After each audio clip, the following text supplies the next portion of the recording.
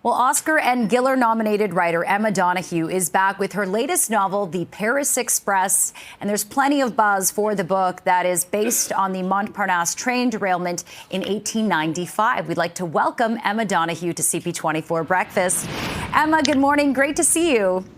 Good morning. It's great to speak with you. Emma, you've locked readers in a room in your novel Room, and then you've stranded them in a quarantine hotel in the Pull of Stars, and now you've confined them to a speeding train in the Paris Express. What is it about these intense, enclosed settings that kind of inspire you, and how does a train kind of up the tension in ways other backgrounds can't? Well, I think if you limit people's options, that you're turning the temperature up. All the interactions between characters just get more intense. So by bringing all these strangers together on an express train and then, building in two sources of jeopardy, you just reveal character beautifully. And you get to see that full range from, a working class woman with a basket of oysters she has to sell, and then three members of parliament. It's the entire span of French society. And the train becomes a kind of a microcosm. Yeah, for sure. And without giving too much away about this novel, Emma, it isn't just about, a journey across landscapes. This novel is really a look across class, gender, and power. So how did you navigate these themes? And were you inspired by any kind of real life global or political situations? Well, the world you're writing in always affects the world you're writing about. So, yeah, writing about 1890s Paris,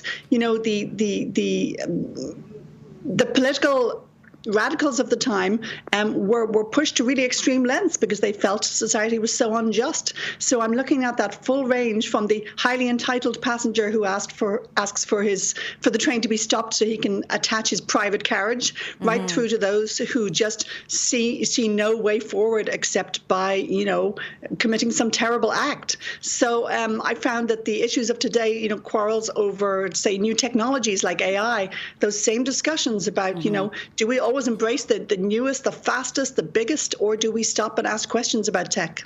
Yeah, for sure. And Emma, your characters are often women in extraordinary circumstances. In this book, your protagonist faces a moral dilemma while on the move.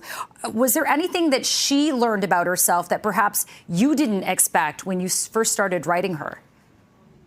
Yeah, I think there was a moment of extreme, growth that I don't want to spoil, but I do love the idea that, if you're in a crisis, it would bring out new things in you. I mean, frankly, I've never been in a situation of major peril in my life. I've no idea, would I be a complete coward or would I find some nobility? But I do wonder. And so I suppose I write these stories because I'm constantly curious about how what we live through what it might cause to rise up in us.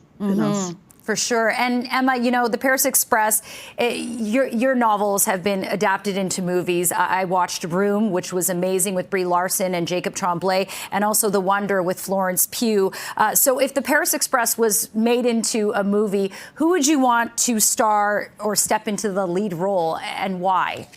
Oh, I couldn't possibly say, because obviously if we cast somebody else, then she would be hurt by not having been named by me on CP24. But it certainly, the story does have very cinematic qualities, a huge visual sweep and a kind of a propulsive plot. So I wouldn't be surprised if this one ended up on the screen. And Emma, I want to leave the readers with this because we're talking about it these days. You are an Irish Canadian. You moved to Canada early on, and you now live here. What do you make of all the economic uncertainty, the times that we're living in right now, and how do you feel that Canada is kind of, your second homeland?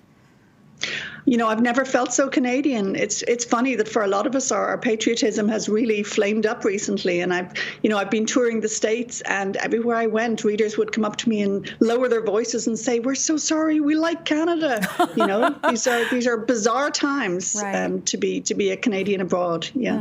Okay, perhaps the focus of your next novel. But Emma Donoghue, such an honor to be speaking with you. I hope everyone gets to check out The Paris Express. Thank you so much.